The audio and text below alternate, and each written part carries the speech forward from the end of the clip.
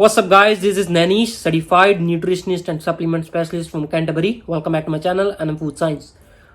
So आज मैं cover करने जा रहा हूँ हेयर लॉस एंड प्रोटीन का क्या रिलेशनशिप है।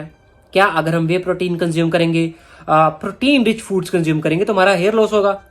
सो गाइस, इस मिसकंसेप्शन को डिटेल में कवर करते हैं, डिटेल में समझते हैं क्या होता है, प्रोटीन का क्या रोल है, कौन से ऐसे हेल्दी फूड्स कंज्यूम करने चाहिए कि हमारे हेयर प्रॉपरली ग्रो हो, क्या रीजंस है हेयर लॉस के, डिटेल में समझते हैं इस मिसकंसेप्शन को, ओवरऑल सिनेरियो को समझते हैं। सो गाइस, जैसे कि आपको पता होगा प्रोटीन हमारी बॉडी में क्या करता है, हमारे टिश्यू सेल्स के साथ क्या रिलेशनशिप है प्रोटीन का। जब हम डेली बेसिस पे कोई मूवमेंट करते हैं तो हमारे बॉडी में थ्रू द बॉडी सेल्स होते हैं, टिश्यू सेल्स होते हैं, वो ब्रेक डाउन होते हैं एंड रेस्टिंग फेज पे जब हम रात को सोते हैं उस रेस्टिंग फेज पे हमारी रिकवरी होती है जब हम प्रोटीन कंज्यूम करते हैं। तो बेसिकली वो प्रोटीन हमारे पेप्टाइड्स में कन्वर्ट होता है एंड फर्दर ऑन वो हमारे with the help of blood cells वो हमारे डिफरेंट सेल्स में पास ऑन होता है एंड उसके लिए हमें आयरन चाहिए। नाउ पहले बात करते हैं प्रोटीन का क्या रोल है। गाइस, प्रोटीन हमारे जो बालों में, जो हमारे पर्टिकुलर एक एक बाल में, जो हेयर फॉलिक्स में बाल उगते हैं, उनकी ग्रोथ के लिए एक इसेंशियल मैक्रोन्यूट्रिएंट है। अगर हमें प्रोटीन इनफ नहीं होगा हमारी बॉडी में, हम प्रोटीन इनफ नहीं कंज्यूम करेंगे तो हमारे बाल उगेंगे नहीं। नॉट जस्ट दैट, और भी बॉडी में काफी तरह की सीरियस प्रॉब्लम्स आएंगी जो डेडली हो सकती है। नो गाइस, सिलेक्टिवली बात करें कि बालों के साथ क्या होता है। हमारे स्काल्प में, हमारे सिर में जितने भी बाल हैं उनमें से 90% जो बाल होते हैं वो ग्रोथ फेज पे होते हैं एंड वो ग्रोथ फेज कितनी चलती है, ऑलमोस्ट 2 से 3 महीने। एंड बाकी के जो 10 से 15% वेरी करता है पर्सन टू पर्सन, 10 से 15% जो बाल होते हैं वो रेस्टिंग फेज पे होते हैं। मतलब कि वो बाल ऑलरेडी ग्रो हैं, just like my hair, they are already grown. ये हेयर सेल्स है ऑलरेडी ग्रोन है, फॉलिक्स से ऑलरेडी ग्रो हो चुके हैं। नाउ इनकी लाइफ स्पैन क्या है? इनकी लाइफ स्पैन है एवरेज 3 मंथ। हर 3 महीने में ये बाल ब्राउन होंगे, हल्के से ड्राई होंगे एंड देन थिन होंगे एंड देन जड़ेंगे, विच इज टोटली नॉर्मल।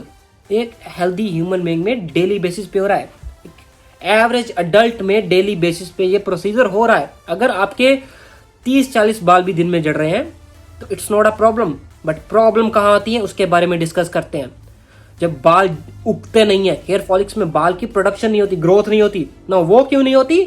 जब हम लो प्रोटीन फूड्स कंज्यूम करते हैं। गाइस, लो प्रोटीन फूड कंज्यूम करते हैं जब, तो उसका जो ग्रोथ फेज होता है उसको enough adequate amount of protein नहीं मिलता एंड देन उसकी ग्रोथ नहीं होती।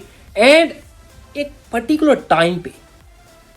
टाइम पीरियड पे, जैसे 1 मंथ 2 मंथ आप इनफ प्रोटीन नहीं कंज्यूम करेंगे तो उस टाइम फेज में जो हमारे काफी हद तक बाल होंगे, जो हेयर फॉलिक्स, हेयर सेल्स होंगे, वो रेस्टिंग फेज पे आ जाएंगे। नो, रेस्टिंग फेज पे अगर काफी ज्यादा एक पर्टिकुलर टाइम पे ही काफी लार्ज क्वांटिटी जो बालों की है, जो हेयर सेल्स की है, वो रेस्टिंग फेज पे आएगी तो डेफिनेटली वो लार्ज क्वांटिटी में ही ग्रे होंगे, ड्राई होंगे, थिन होंगे एंड इवेंचुअली हेयर लॉस होगा। सो गाइस, इससे आपको क्या समझ लगी? इससे यही पता चलता है कि जो वे प्रोटीन है, इट इज टोटली इंपॉर्टेंट, हमारे हेल्दी हेयर्स के लिए बहुत ही इंपॉर्टेंट है। इसके अलावा हमारे हेल्दी हेयर्स के लिए क्या इंपॉर्टेंट है?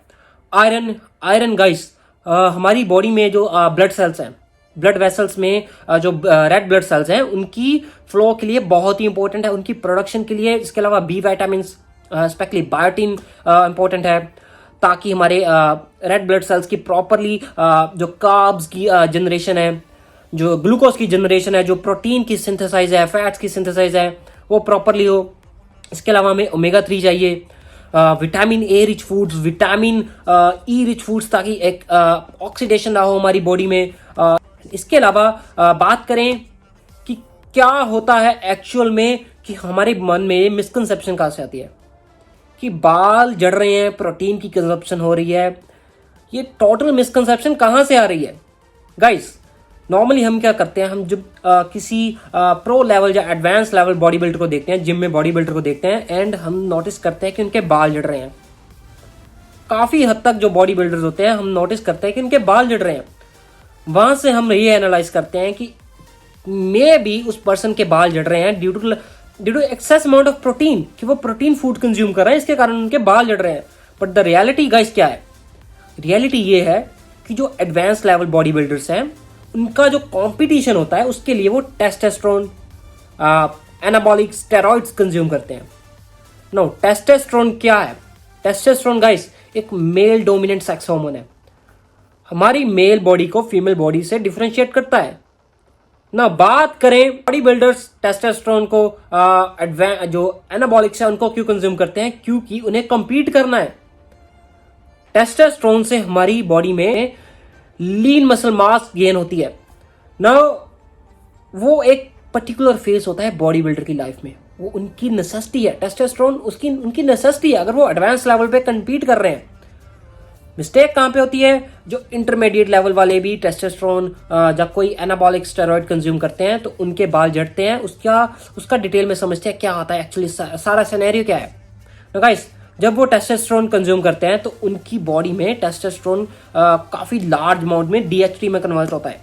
ना डीएचटी क्या है गाइस? डीएचटी जो है वो हमारी बॉडी के लिए एसेंशियल है एंड एक हेल्दी पर्सन के लिए ऑलमोस्ट 10% टेस्टोस्टेरोन से डीएचटी कन्वर्जन होती है, जो हमें डिफरेंशिएट करती है। हमारी जो मैनली वॉइस है, जो हमारी फीमेल से मैन में डिफरेंशिएट है, जो बियर्ड, मैनली वॉइस, जो ओवरऑल कैरेक्टरिस्टिक्स में डिफरेंट है फीमेल से एंड मैन में, जो डिफरेंस है ओवरऑल, उसका रीजन है टेस्टोस्टेरोन डीएचए। नाउ बात करते हैं कि बॉडी बिल्डर की लाइफ में क्या होता है।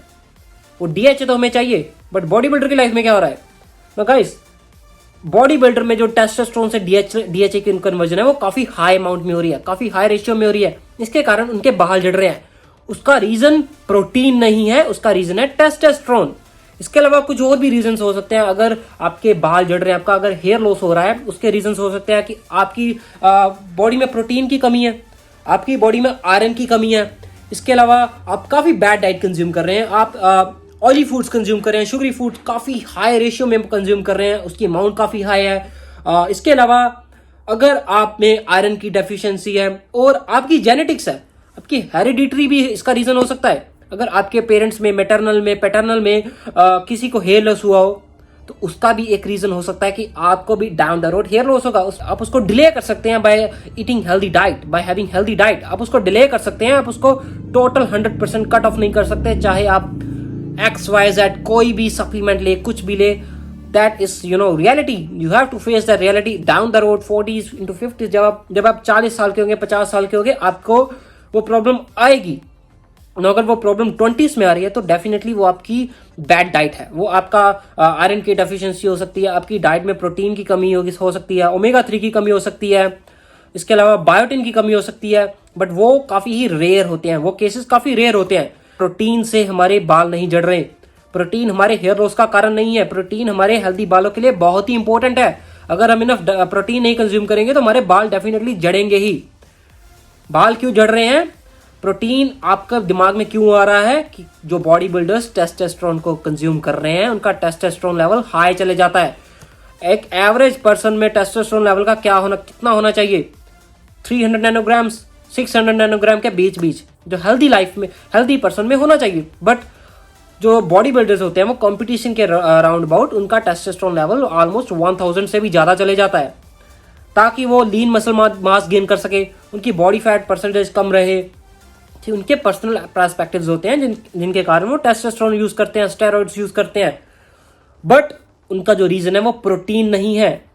गाइस आई होप कि ये इन्फॉर्मेशन आपके लिए हेल्पफुल रही होगी एंड आपको ये टोटल जो मिथ से आप में भी हो सकता है कुछ परसेंटेज जो लोग हैं वो मिथ से उनके दिमाग में ये मिथ है, मिसकंसेप्शन है, वो क्लियर हुई होगी। That's pretty much it is. Thank you guys, take care, over and out.